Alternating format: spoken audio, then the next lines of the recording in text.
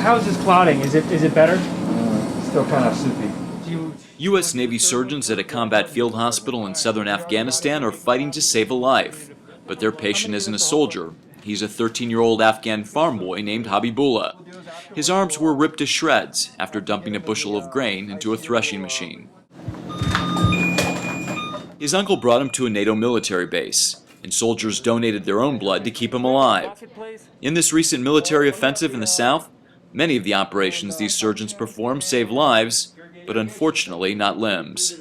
A lot of our injuries that we get are improvised explosive devices, and they shred the tissue, and there's really nothing we can do other than amputate the extremity to try to keep the patient from getting sicker.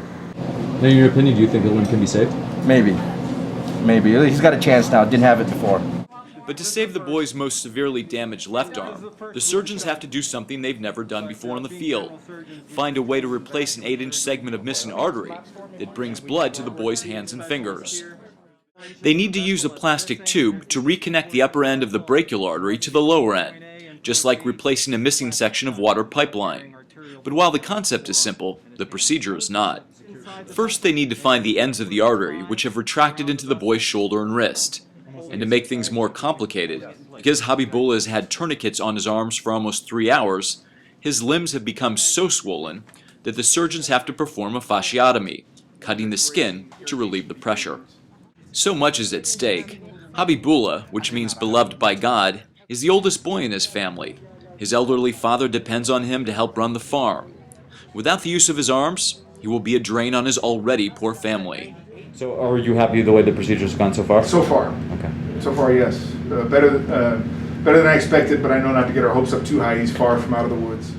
When Dr. Chick Hong finally gets the plastic tube in place, orthopedic surgeon Dr. Charisse White splints both arms to stabilize them. Habibullah is reunited with his uncle in the recovery room. Of course. That's very kind. Thank you.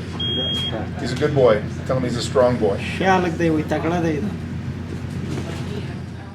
Now all they can do is monitor him, hoping for a pulse in his wrist, indicating that blood is once again flowing through the arm. Initially, the signs are not good. Yeah, that finger's not picking up. Dr. Hong is determined to know if the plastic tube is working. He peels back the boy's bandage. Then he applies an ultrasound monitor to his wrist, the same device used to hear the heartbeat of an unborn baby. At first, there's only silence. But then, It sounded like a heartbeat. Hey, look at that! Yay! Missed the left. Do you have it, Commander? It's not strong, but it's good. Great. Okay, I'm happy. You dropped the K from 6'1" to 4.5. So, Commander, that means the shunt is working. That is working. He's got blood down to his hand. Yes. it's a small but important victory for these surgeons, who've had to remove the limbs of so many on their operating tables. There's hope that at least in this case, a patient will leave them whole.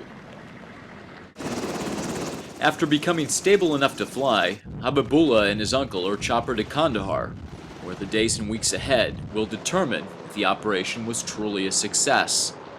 An email from assisting surgeon Dr. Henry Zielinski confirms that it is. He also sent some photographs and these words. I still haven't a clue what the folks in Washington, D.C. mean when they talk about winning in Afghanistan. For me, on the other hand, the answer is right here in these photos. This is a victory of the first order. To have won a life, a pair of hands, a parent's gratitude, and the wide-eyed amazement of one very important young man who is very unlikely to forget who it is the Americans are. Reporting for Global Post in eastern Afghanistan, I'm Kevin Seitz.